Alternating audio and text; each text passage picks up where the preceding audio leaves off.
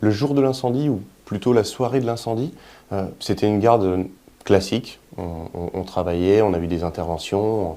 Et là, je reçois un message d'un de mes camarades qui me dit qu'est-ce qui se passe? Donc c'est vrai qu'en voyant la photo, je me dis tiens, ça ressemble à une grosse église. Ah mais dis donc, c'est Notre-Dame. Je suis redescendu en bas au standard, là où on fait partir les engins.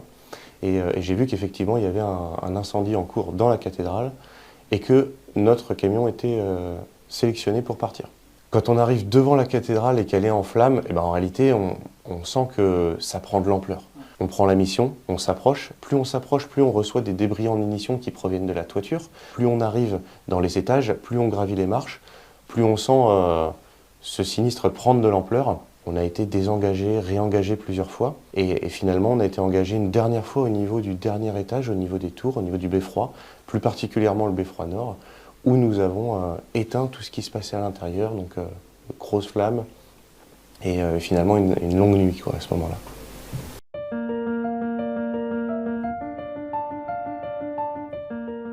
Il y avait des centaines de pompiers, de sapeurs-pompiers de Paris sur place. Il y avait des centaines de forces de l'ordre tout autour pour protéger le périmètre. En réalité, c'est un travail collectif. C'est l'œuvre du collectif et le travail de toutes nos équipes qui a permis de venir à bout de ce sinistre. On n'est qu'un petit maillon de la chaîne qui a permis de réaliser une partie de cette mission. Et finalement, c'est l'œuvre collective qui nous a permis de venir à bout de ces flammes et de tout éteindre. Le soir même, on s'en rend pas trop compte. Je dirais que c'est plutôt les jours après, quand on voit ce qui s'est passé, comment ça s'est fait. On se dit qu'effectivement, c'est pas passé loin. On a un ingénieur qui vient nous dire que à une vingtaine, trentaine de minutes près, la poutre s'écroulait et les cloches tombaient. Donc là, on a compris qu'on aurait pu peut-être rester un petit peu plus longtemps dans cet édifice.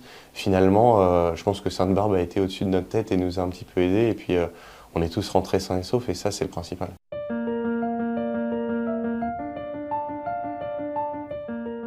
Je garde une forte image en tête, c'était surtout au moment où on a pu un petit peu souffler, faire tomber le casque quand tout ça commençait à réduire d'intensité, qu'on avait réussi à gagner ce combat contre les flammes dans le beffroi.